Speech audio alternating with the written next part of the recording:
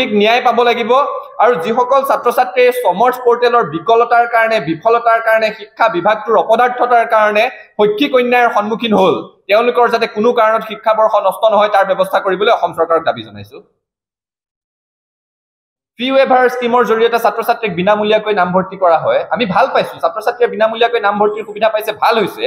কিন্তু সেই পইচাটো কোনে দিব লাগিব অসম চৰকাৰে দিব লাগিব সময়মতে দিয়ে নে নিদিয়ে মহাবিদ্যালয়সমূহৰ শিক্ষকসকলক মুখ খুলি কথা ক'ব নোৱাৰা এটা ভয়ৰ মাজত থাকিবলৈ বাধ্য কৰা হৈছে কাৰণ এতিয়া যিটো পৰিৱেশ হৈ আছে মহাবিদ্যালয়সমূহত সৰস্বতী পূজাটো পাতিবৰ কাৰণে কলেজ উইক পাতিবৰ কাৰণে নৱাগত আদৰণি সভাখন পাতিবৰ কাৰণে পইচা নাথাকে কলেজসমূহ কি ধৰণেৰে চলি আছে সেই কথাটো উপলব্ধি কৰিব লাগিব মানুহে নহলে ৰাজহুৱা খণ্ডৰ শিক্ষানুষ্ঠানসমূহ একেবাৰে ধ্বংস হৈ যাব তিনিবাৰ নামভৰ্তিৰ কাৰণে সুকিয়া সুকিয়া জাননী দিয়াৰ পিছতো এতিয়াও মহাবিদ্যালয়ত নামভৰ্তি ভালকৈ কৰিব পৰা নাই তৃতীয়খন নটিছত কোৱা হৈছিল যে 19 তাৰিখে নামভৰ্তিৰ তালিকা প্ৰকাশ হ'ব 20-21 তাৰিখে নামভৰ্তি হ'ব আৰু 22 তাৰিখে দ্বিতীয় তালিকা প্ৰকাশ হ'ব এতিয়া আকৌ কালি গধূলি আৰু এখন নটিছ উলিয়াই দিছে যে নহয় 20-21ত এডমিশনটো শেষ নহয় এতিয়া 20ৰ পৰা 22 লৈকে এডমিশন চলি থাকিব গতিকে এতিয়া দ্বিতীয় পৰ্যায়ৰ যেটো নামভৰ্তি হেতু 24-25ত দুদিনীয়াকৈ এতিয়া নামভৰ্তিৰ তালিকা প্ৰকাশ পাব আৰু 26-27-28ত নামভৰ্তি হ'ব জুনৰ যেটো আগতে হোৱাৰ কথা আছিল 24-25 জুনত আৰু প্ৰথমতে কি আছিলে প্ৰথম তিনিখন নটিছ যদি আপোনালোকে চাই প্ৰথম নামভৰ্তি দ্বিতীয় নামভৰ্তি তৃতীয় নামভৰ্তি তাৰ পিছত স্পট এডমিশন এতিয়া যিখন নটিছ উলিয়াই দিছে তাৰ জৰিয়তে প্ৰথম নামভৰ্তি দ্বিতীয় নামভৰ্তিৰ পিছতে স্পট এডমিশন মানে তৃতীয় নামভৰ্তি তালিকা প্ৰকাশৰ যেটো সুযোগ ছাত্ৰ ছাত্ৰীসকলে তিনিবাৰ সুযোগ পোৱাৰ যেটো সম্ভাৱনা আছে হেতু নোহোৱা কৰা হ'ব নাম সমৰ্থ হলে নহব যিগৰাকী শিক্ষা মন্ত্ৰীয়ে শিক্ষা বিভাগটো চলাই আছে তেওঁৰ সামৰ্থ্য থাকিব লাগিব চলাবৰ কাৰণে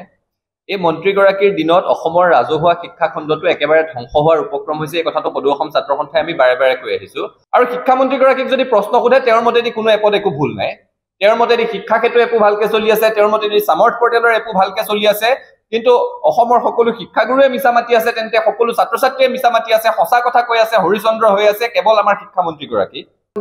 শেষ হৈ যাওক কিন্তু তেওঁ গাড়ী এৰি নিদিয়ে গতিকে আমি মুখ্যমন্ত্ৰীগৰাকীলৈ আহ্বান জনাইছো যে আপুনি শিক্ষা বিভাগটো কি হৈ আছে অলপ হস্তক্ষেপ কৰক শিক্ষামন্ত্ৰীগৰাকীয়ে নিজে লাজ পাই এৰি নিদিলেও তেওঁক আঁতৰাই দিয়াৰ ব্যৱস্থা মুখ্যমন্ত্ৰীগৰাকীয়ে কৰিব লাগিব কাৰণ এজন শিক্ষামন্ত্ৰীৰ দায়িত্বত থকা ব্যক্তিজন এজন চিকিৎসক তেওঁ এজন ডাক্তৰ এজন চিকিৎসক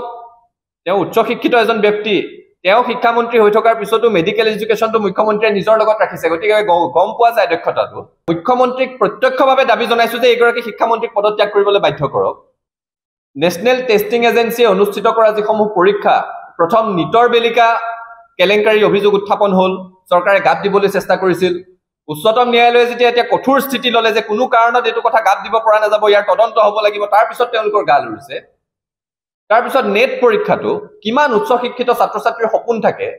নেট পৰীক্ষাটোত ভাল ফলাফল লাভ কৰিবৰ কাৰণে জেআৰএফ পাবৰ কাৰণে এসিস্ট্যান্ট প্ৰফেসৰ হিচাপে কোৱালিফাই হ'বৰ কাৰণে ছাত্ৰ ছাত্ৰীয়ে দিনে নিশাই পৰিশ্ৰম কৰে আৰু তাৰ পিছত 18 জুন তাৰিখে যেতিয়া নেটৰ পৰীক্ষা অনুষ্ঠিত হয় 19 জুনৰ গধূলি ঘোষণা কৰা হয় যে পৰীক্ষাটো বাতিল কৰা হৈছে কাৰণ তাত কেলেংকাৰী হৈছে অৰ্থাৎ পৰীক্ষাৰ গোপনীয়তা ৰক্ষা কৰাত শিক্ষা বিভাগটো ব্যৰ্থ হৈছে আমি স্পষ্ট ৰূপত অসমৰ শিক্ষামন্ত্ৰী ৰণোজ পেগু আৰু কেন্দ্ৰীয় শিক্ষামন্ত্ৰী ধৰ্মেন্দ্ৰ প্ৰধানৰ পদত্যাগ দাবী কৰিছো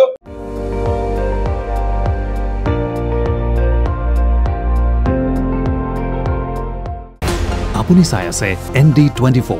সৰ্বশ্ৰেষ্ঠ নহয় সৰ্বোত্তমৰ দৌৰ